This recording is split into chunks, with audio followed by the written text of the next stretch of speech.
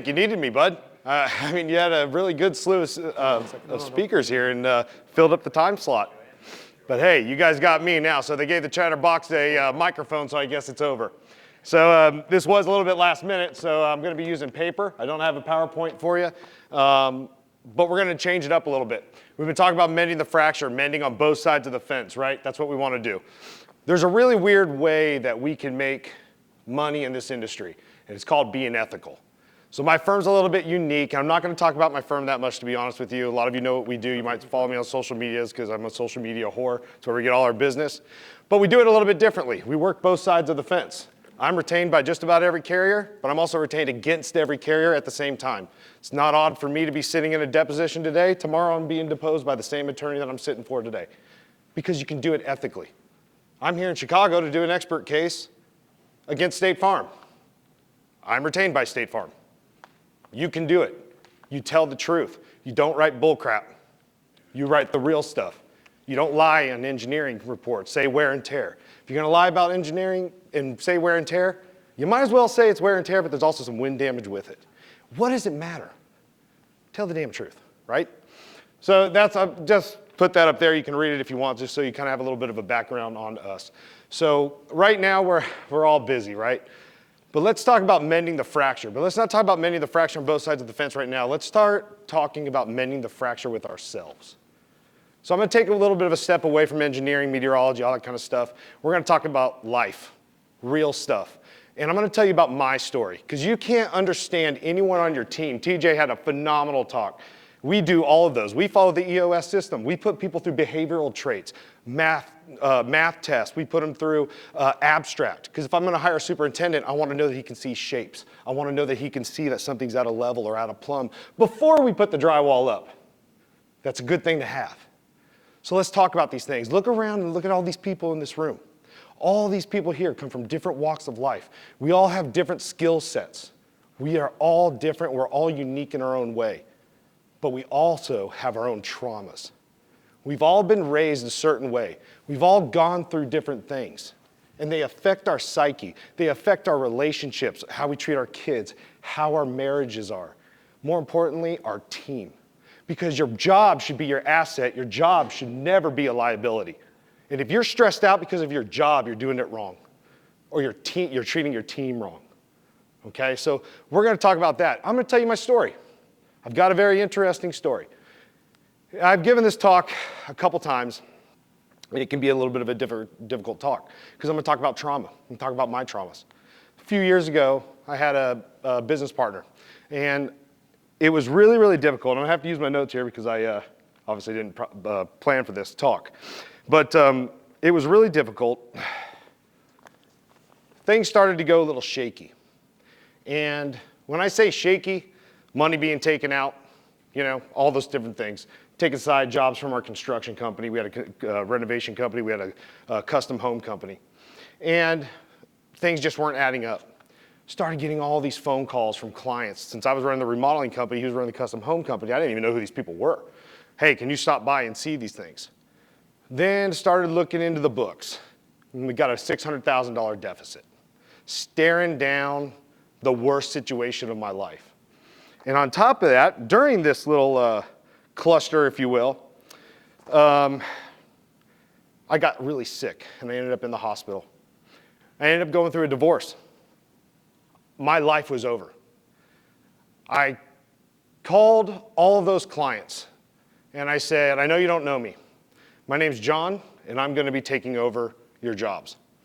We had 7 multi-million-dollar houses under construction. And this is how I got in this industry. I had to unscrew all of those houses. Slabs weren't cut, buildings out of plumb, ventilation on the roofs weren't there. Everything. This is how I got into forensics. I got into construction defect. And then people started suing us. Then my business partner, who caused all these issues, well, we told him he had to leave, me and some attorneys, but he ran for the hills. Don't know where he is to this day. No idea.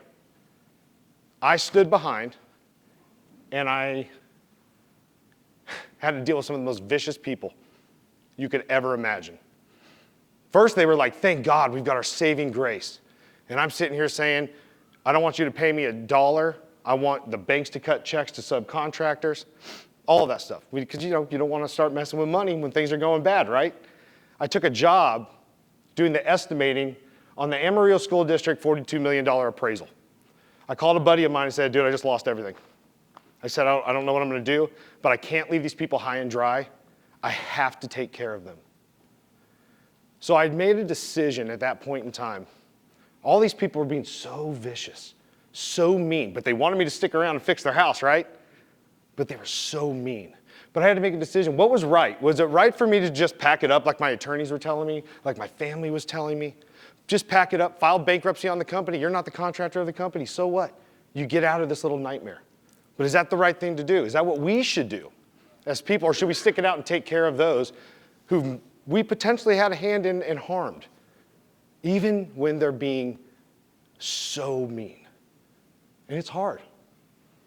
I remember one night I was sitting in a chair, and I went on one of those little local TV shows. Just happened to be skipping through the channels. I couldn't sleep, and I was just so stressed out. This pastor was on there talking, and he started talking about the book of Jonah. And I'm not going to get into a preaching session here, but let me tell you about some little success principles that come out of that big black book. And this is what I'm telling you, not what he said. And he starts talking about Jonah. If you don't know the story about Jonah, I'll give it to you really quick. It's a small 4-chapter book in the Bible, and it's a poetic book. It's not a prophecy book. So basically it talks about Jonah. God told him to go to Tarshish, tell them, hey, change your wicked ways or we're going to burn your village down, right? He didn't listen to him. Instead, he went the other way, went to another city going in the wrong direction, got on a boat, basically as a stowaway, right? The seas got really rough. And they said, hey, everybody start praying to your God. Who pissed off your God? And he said, it's me, I'm the one. They threw him overboard, a fish comes and gets him, and then takes him back where he was supposed to go. And I'm sorry, I messed that up for you. He went to Tarshish, he's supposed to go to Nineveh. Sorry for messing that up. I know some Bible thumpers out there might get me. So the fish takes him over there and spits him up on the sand, right? So he goes and he does it and he preaches it. This is what you have to remember. Most people don't. That's what everybody remembers in that story, right? But let's talk about what happens at the end of the story. His attitude changed, and his heart changed, and he hardened. He actually got mad at God because God didn't tear down the city. So he goes out to the desert, and the only thing he had to protect his head was a gourd, basically a vine. His attitude was so crappy, if you will, so horrible because God didn't do what he was going to do or whatever. God took the gourd away. The only level of protection he had, God took it away because of his attitude. Now, it would be easy for me to get angry at my ex-business partner. It would be very easy for me to sue him. But why would you sue someone who doesn't have any money? It's another battle, right? Should we just move on? Should we maybe try to worry about ourselves first and our own situations instead of worrying about what people have done to us? Because you can have a victim mentality all day long. You see it all the time. Anybody here have a dream and you tell your dream to somebody? You see this in lower socioeconomic classes. It's like a bucket of crabs, right? They want to get out of the bucket, but all the other crabs keep tearing them down. So they stay right there, right? And everybody can just be miserable together. So we can continue to make ourselves miserable when we have hardships. Or we can have the right attitude, and we can start doing things like saying thank you for the opportunity to fix these challenges. This was one of the most difficult times of my life, and I'll never forget. I asked my dad. I called him up, and I said, Dad, I don't know what to do. This is so hard. It's so hard. And he said, my dad was a pastor and a 43-year marriage therapist. He said the best thing he ever could have said to me. He said, what the Bible says is that when you don't know what to pray for, you pray for wisdom. What did I need most? I didn't need a handout. I needed wisdom. So he said, when I retired from the ministry, I had a really hard time. I was everything to everyone in town. and now I'm nobody. He moved to Pensacola from Pennsylvania, where he had pastored a church for 15 years. He was at another church for 16 years before that. And he said, what I would do is I would sit out on the back porch and I would read the book of Proverbs every day. Now, if you think about it, there's a really good book by Napoleon Hill called The Richest Man in the World.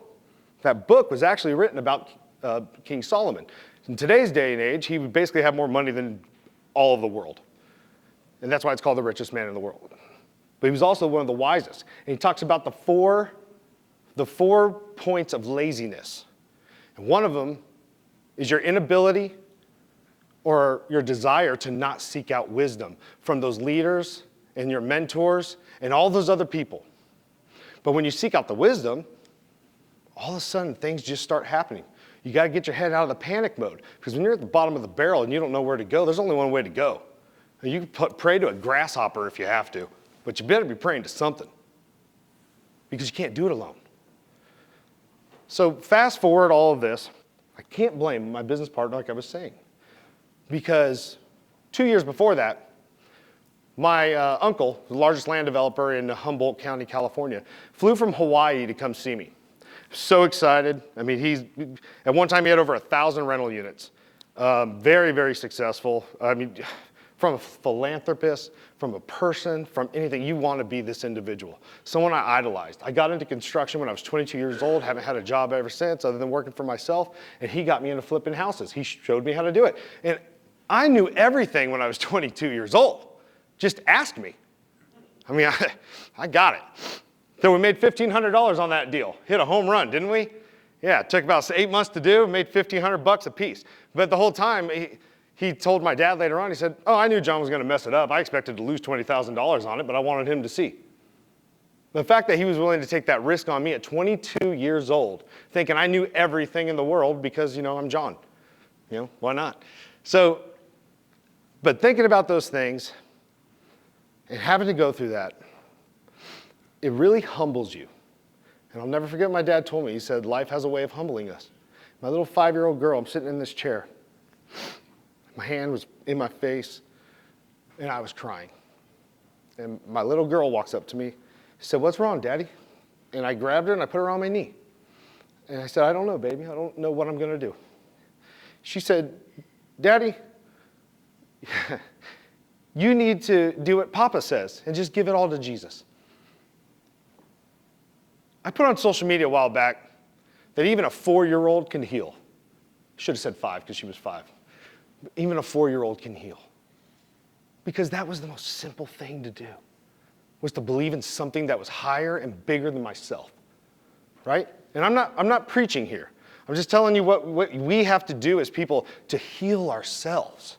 Because if we can't heal ourselves, we can't influence anyone. We all have traumas, guys. Don't be embarrassed about them. Wear them on your sleeve. My marketing guy gave me the best advice. The best advice I ever got. He said, man, you really hit rock bottom, but you weren't willing to file bankruptcy on that company and you stuck it out, lost everything. I sold my boat. I sold my house. I went on food stamps. We lost everything. Luckily, I sold it. I didn't have to. The only thing I kept was my credit. But I had to do it because I couldn't hurt people, because then I'm the bad guy, right? But I ended up being the bad guy anyway. I paid $400,000 to people that I didn't even owe money to.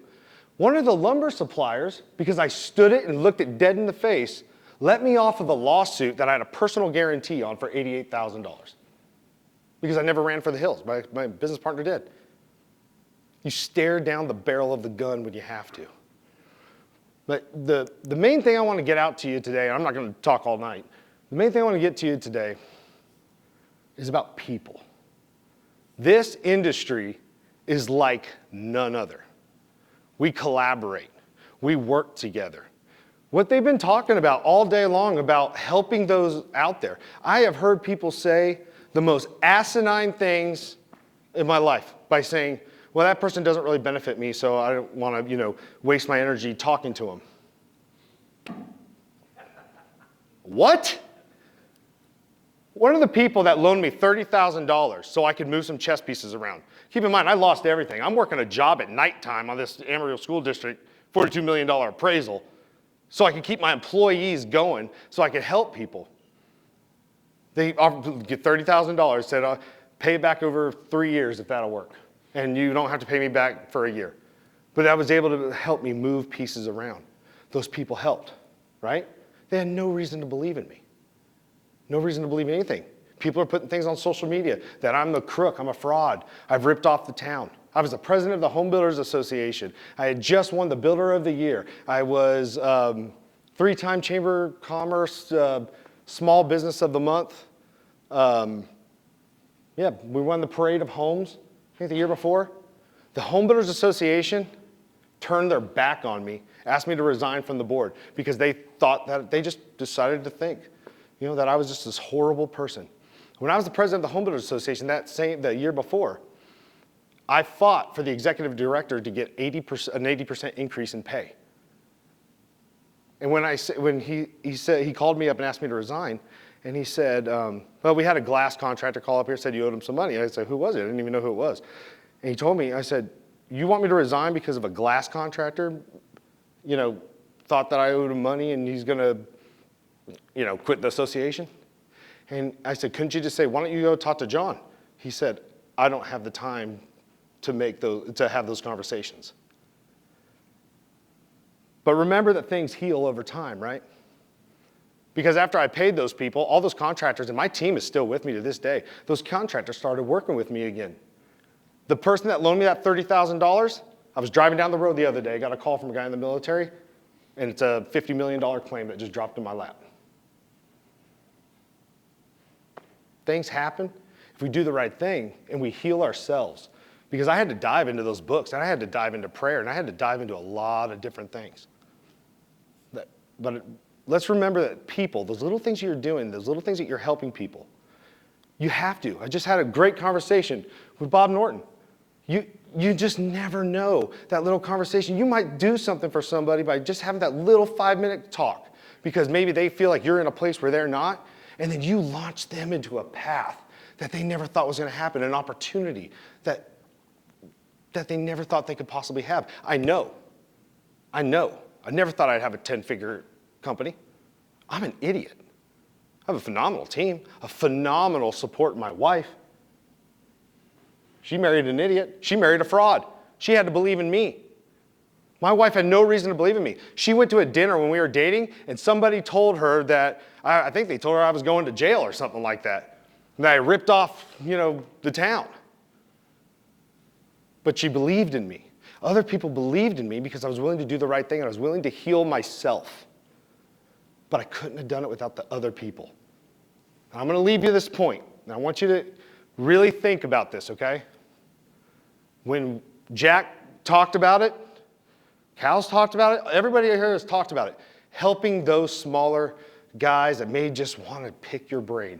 You've got to help other people. If you're not helping other people, you're not helping yourself. And honestly, you're being a waste of society because that's what we are on this planet to do, is help people.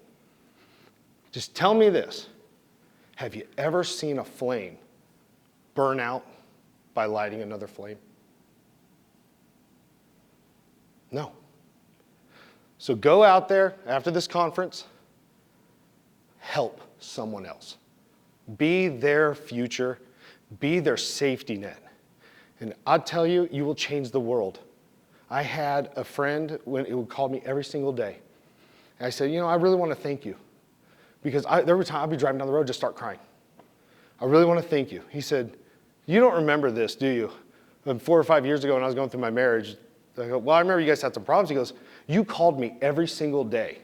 You were the only one of my friends who told me not to leave my wife and to go home, because he moved out, and work on it. And it saved my marriage. Don't even remember that.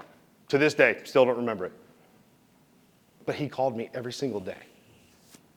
That meant the world to me. So go out there, light a flame, because I promise you it won't burn out.